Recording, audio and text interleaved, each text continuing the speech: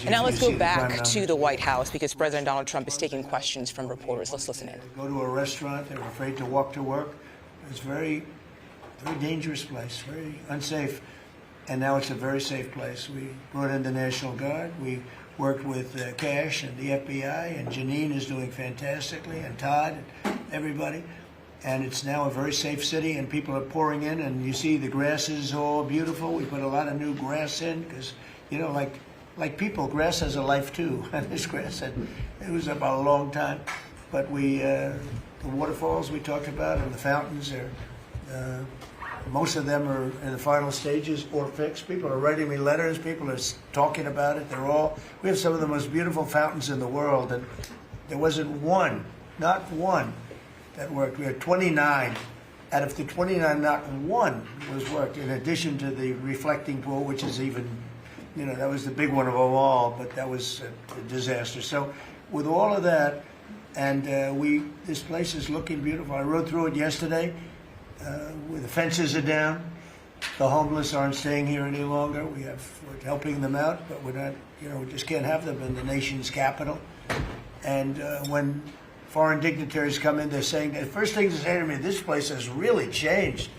They saw that it was going down. Our whole country was going down, just like D.C. was going down. And as you know, the restaurants were closing up. There weren't very many restaurants, and now they're opening up. You can't get a space.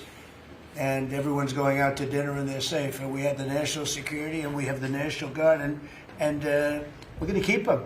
You know, I want to, by the way, just in case I mentioned, keep them. And don't lower the number either. So somebody said, oh, are there less? I said, I hope not, but don't lower the number if you don't mind, okay? We're going to surge this summer, too. Yeah. They look great. You know what? They give people, we took out 5,000 criminals, hardcore criminals. By the way, 90% of the crime is calculated. They count 2% of the people do 90% of the crime. That's a great number. Because when you get rid of 2%, 2% you can get rid of. 90% you can't get rid of, 2%. So 2% create 90% of the crime, 91% actually, to be exact. And we moved 5,000 people, Todd, out of here. These are career criminals. Many of them came over from the last administration through the open border, the ridiculous open border, no vetting, nobody knew who they were. They came out of prisons, they came out of, they're drug dealers, there were people from mental institutions. And Washington, D.C. is now a safe and beautiful place. And it's only going to get more beautiful. Yeah, please. President Trump, thank you so much for having us in here today. What are your thoughts? Why do you think that Joe Biden is trying to sue the Department of Justice, former President Joe Biden, to have his tapes that he did interviews on blocked from the American people hearing them?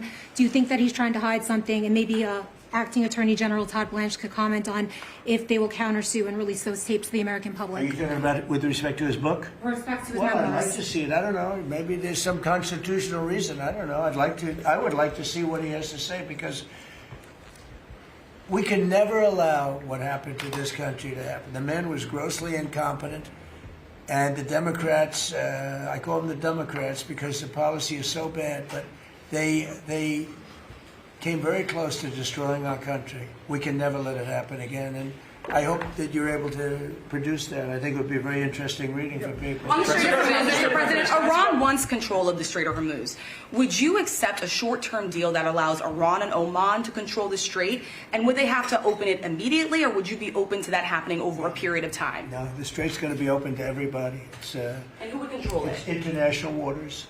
Nobody's going to control it. We're going to watch over it. We'll watch over it, but nobody's going to control it. That's part of the negotiation that we have. They would like to control it. Nobody's going to control it. It's international waters, and Oman will behave just like everybody else, so we'll have to blow them up. They understand that. They'll be fine. Mr. President, thank you. How much economic pressure do you feel to get the Strait of Hormuz open?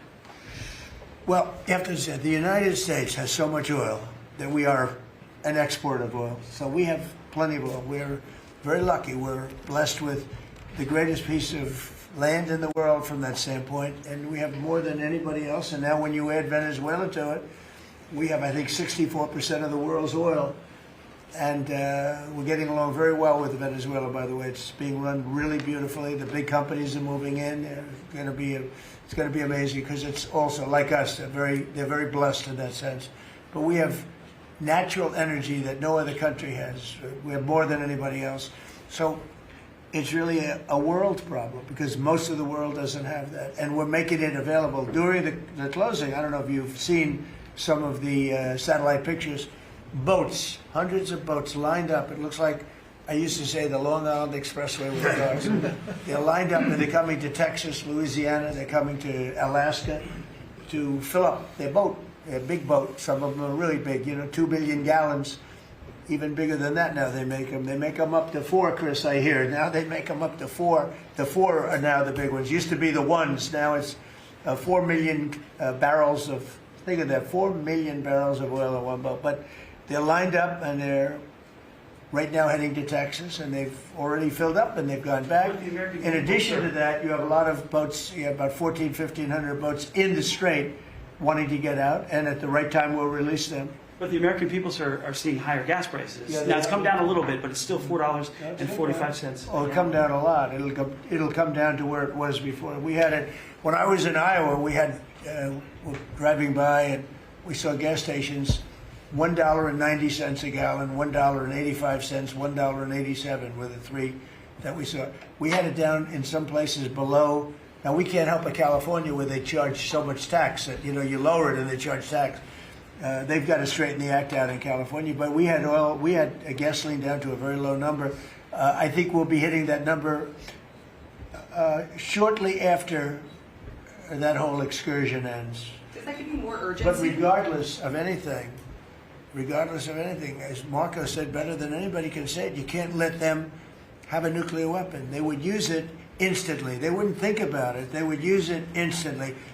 I've gotten to know them. They would use it instantly. Does that give you more urgency, Mr. President? You've said that you're in no rush to make a deal, but with gas prices that are still high across the country, people are paying more for travel. Does that give you more urgency to make a deal? Why doesn't it? Well, I'll tell you, the primary urgency, I said this, it wasn't covered properly, but the primary urgency is that we can't let Iran have a nuclear weapon.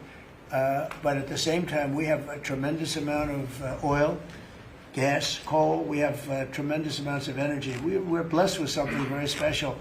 Those prices are going to come down. They're going to come down fast. I think that you'll see, actually, Todd, I think you're going to see lower prices that we had even before we did this. Now, I knew there'd be an increase. I said, we have a choice. We don't have to do anything. And in 2 years or 1 year or 2 months, because Iran would have had if we didn't hit them with the B-2 bombers, Iran would have had a nuclear weapon within 2 weeks from that date because they were ready to go. And if they had a nuclear weapon, it would have been used already.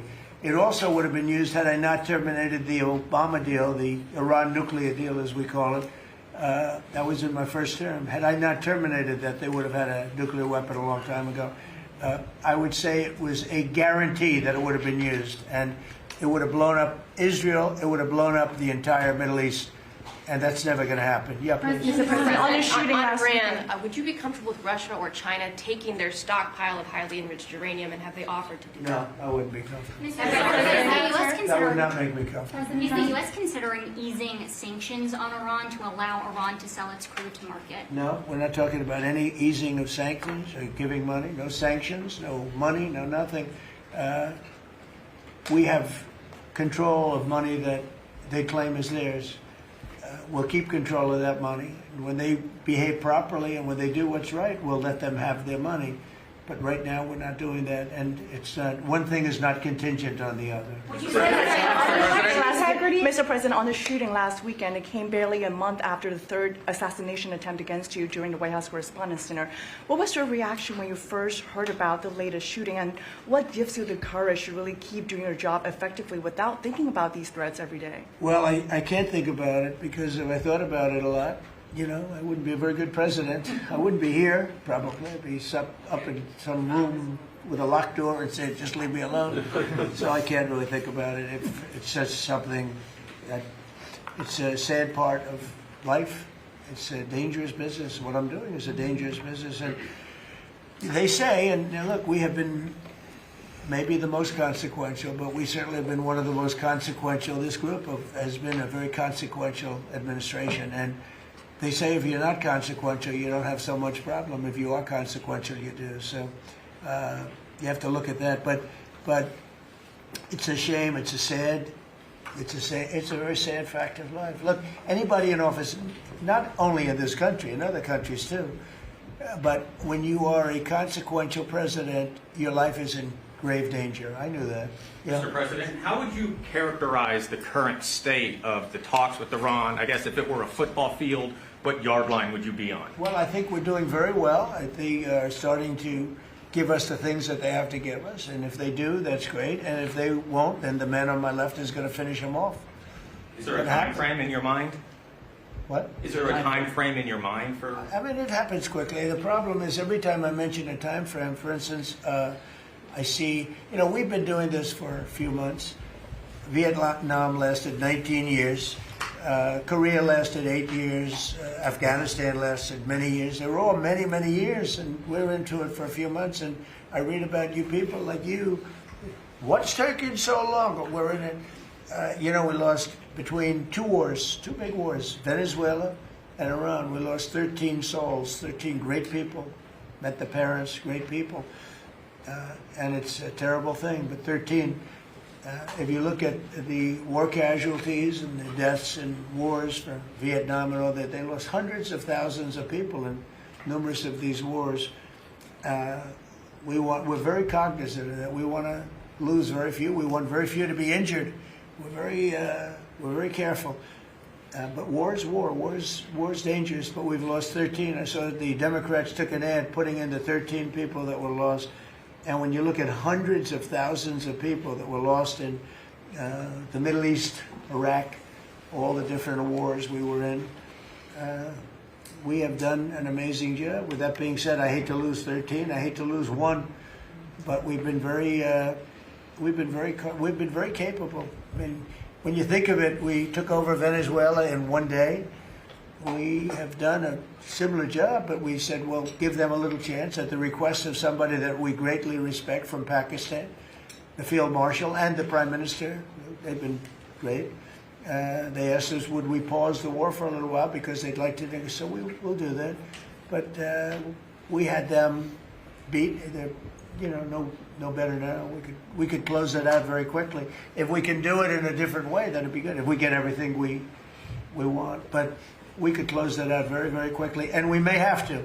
I don't think so, but we may have to. Mr. President, let's talk about the World Cup, if I could. The U.S. spent a lot of money getting the World Cup here and increasing the infrastructure.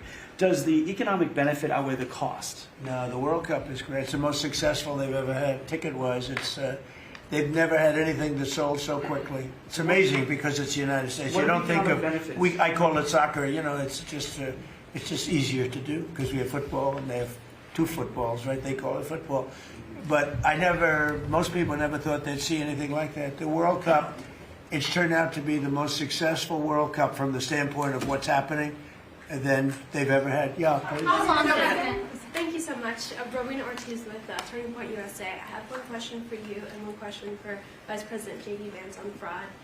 What's your message to the New Jersey leaders pushing back against ICE operations at Delaney Hall?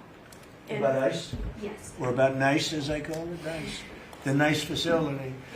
I'd love to change the name, call it NICE. They do a great job, and it's all paid for protesters. You can see by the signs. The signs are all made by the same beautiful factory. It's a printing plant. In fact, I'm thinking about using it. They do such a nice job. These aren't protesters. These people are fake. They're all paid for. And I will tell you, Tom Holman and that whole group, and now Mark Wayne is so incredible. Mark Wayne, do you want to just respond to that? Sure. We run the finest facilities anywhere in the world of their type. But we have some horrible killers. We have killers. We have guys that have murdered numerous people in there. And these are the people they're trying to protect. There's nobody that runs a facility like we do. Mark Wayne, please. Yeah, it shows this radical left Democrats' priorities when they decide to go out and protest a detention center where we're housing rapists, child predators, murderers, drug dealers, and they choose Memorial Day of all the time to go protest something that they say that that it's because they're on a hunger strike when there was only a handful of individuals that was refusing to eat because they want their ethnic group or their ethnic right food. Well, they can go back to their country and get whatever food they want. The fact is, we're giving them the calories they want. This isn't Holiday Inn. We're giving them sanitation. But for the Democrats and the governor, like Governor Sherrill and Senator Kim and Senator Booker, to go out and do something like this of all the days is very frustrating. And we see Antifa signs are literally out there. The local police literally refusing to respond. They barricade it, not allowing our employees to come in and out. ICE has to go out there, remove the barricade, and then you have one of the senators complain because he got splattered with a pepper ball. I'm sorry, you probably shouldn't have been there. One thing I'll say about that, the local police, I know a lot of the New Jersey police, they're phenomenal. They love us. But they're told not to do anything. That's right. They love us. They love him. They even love me a lot. And I'm in New Jersey a lot. It's great. I mean, I think it's a great place. It's got a group of people running it now that are having a hard time. But they really like this administration. They love this administration more than any administration they've ever had. And they're thanking me all the time. And, I see those guys going up and down the Jersey Turnpike with their big, beautiful hats on. I say, I'd like to look like that someday. They're great. No, these are great people, and they love him, and they love ICE, and they love the Border Patrol, and they're not allowed to talk to anybody. It's like, but it all comes from the top. They have to follow orders. They want to keep their jobs.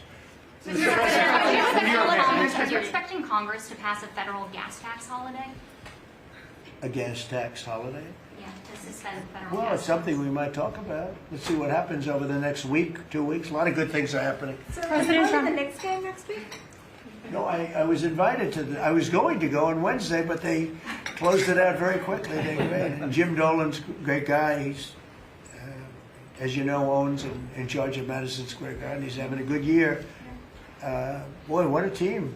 They win all their games. They have some great players. I think I'll be going to one of the games. Yeah, I was invited by numerous people and Jim. And I think I'll be going. It's great to see it. President Trump, an election fraud. President Trump. The Knicks have really suffered for years. And What's your prediction for the finals? they're doing right now. Would you accept an agreement with Iran that just calls for further talks on the uranium, or No. is the only option in No, your the mind basics. one No, for? I would for some of it, because it's a memorandum of understanding for speed. And one of the things that will happen is the Strait will open immediately. But it's got to be perfect. I'm not going to do this. I didn't do this to get a crummy agreement. The worst agreement ever signed was by Barack Hussein Obama. What a horrible agreement that was. It was a setback for this country, for the whole world. The Middle East would have blown itself up. No, I would like to have the countries we were talking about, with Saudi Arabia, UAE, Qatar, and the others, we would like to have them immediately join and Steve Witkoff is working on that with Jared and some others, but would like to have them join the Abraham Accords. It'll be historic if they do it. And I think they owe that to us, to be honest. I think, because that really would be a tremendous sign. And I think those countries owe it to us. Mr. President. Steve, are you going to get them to sign? We're definitely pushing it, Mr. President. I'm not sure we should make the deal if they don't sign. You want to know the truth? If they don't sign to join the Abraham Accords, I don't know that we have countries in there already. UAE, great countries, bold countries, and it's turned out to be so good, so effective, and so we're requesting strongly that they join. It'll be great. It'll be great for Saudi Arabia. It'll be great for Qatar, and Kuwait, the whole group. So the Iran deal might be contingent on more countries joining the I don't know. accords. I don't want to say that. I'm not going to give you, what's contingent, what's not. I can say that we can make a good deal right now, but maybe not a great deal. And if it's not a great deal, we're not making it. Because we can make a great deal with this guy right here. And but it's it's a lot nastier. Probably wouldn't go as quickly. We wouldn't be talking about it as quickly, but it would be foolproof. But I think we're doing very well, Steve. I think we're doing pretty well in terms of the negotiation, but we'll see. If it's not going to be a real deal, because Obama had that horrible JCPOA, whatever it was the worst deal. It was a path for Iran to have a nuclear weapon very quickly. Years ago, they would have had a nuclear weapon. We might not be here talking about it right now. They would have had a nuclear weapon. And frankly, Obama picked the wrong country He should have picked another country. I won't tell you what it was. But he picked the wrong country when he picked Iran. But we have things understood now with Iran. It's been nasty. They've lost their leaders. They've lost. And it really is regime change. You know, we didn't set out for regime change. But by the fact that we're dealing with a totally different group of people than we were at the beginning. And frankly, I find them to be much more reasonable. I actually find them to be smarter, but I find them to be much more reasonable. This is regime change. One regime is gone, another regime is gone, we're dealing with the third. Pieces of it, because some of them are gone too. And I find them, I think, how can you have a stronger regime change than that, you know? So I do find that. I'd like to thank you all very much. We're doing great. Our country is doing fantastically well, and this group of people is outstanding. Thank you all very much. Thank you, Mr. President. And there you have it, President Donald Trump wrapping a cabinet meeting there at the White House, touching on many topics, updates from all of the leaders who are assembled around that table. And then, of course, you see an army of reporters there with their microphones asking the question. So let's get to our reporter right there at the White House, CBS News correspondent Natalie Brand, who's also been listening in. Natalie, your top lines from what the president had to say.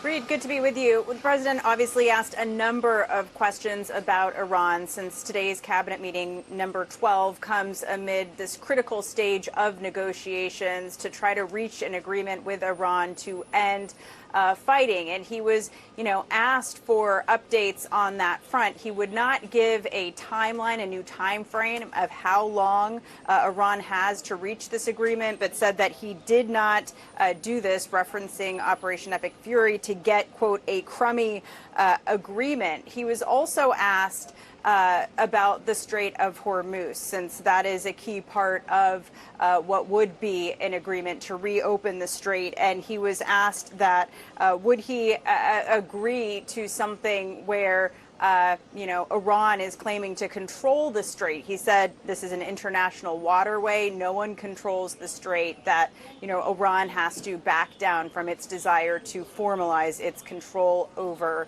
the strait. Earlier, when he was giving a more broad general update on where negotiations stand, he again insisted that Iran wants to make a deal, but said that they're not there yet, that he is not satisfied as of yet with the negotiations, the contours of a potential agreement that started to emerge really on Sunday, with top priority ending fighting or extending the ceasefire, reopening the strait, and Iran agreeing to give up the enriched uranium that it currently has, the stockpile. And then perhaps there's talks that would continue to talk about Iran's future nuclear ambitions and trying to set parameters around that. But overall, again, the president says that they are not there in terms of reaching a final agreement, but still didn't give a lot of firm details about how long they have and,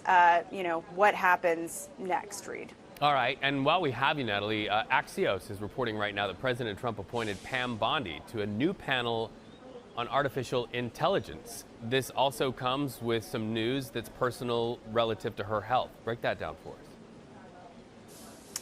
Yeah, so the White House has not confirmed this new appointment, although the vice president did signal that she would be staying with, working alongside the administration in an important role, something of significance to the administration, which we know artificial intelligence has been a priority for this administration. Axios was also the first to report that she was diagnosed with thyroid cancer shortly after leaving the Justice Department. And CBS News has confirmed that information, that she is in a battle with thyroid cancer, but she underwent treatment and is recovering at this time, Reed. All right, Natalie Brand for us at the White House. Thank you for covering all the top lines. We appreciate it. Have a good day.